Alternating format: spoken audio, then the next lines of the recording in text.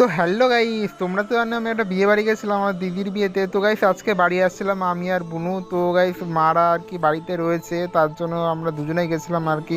কন্যাযাত্রী আমাদের দুজন কি বলেছিল। তো গাইস যাই হোক গাইস, আমরা চলে এসেছি বাড়িতে, আর মা বলছিল যা মাঠে, অনেকদিন যাসনি।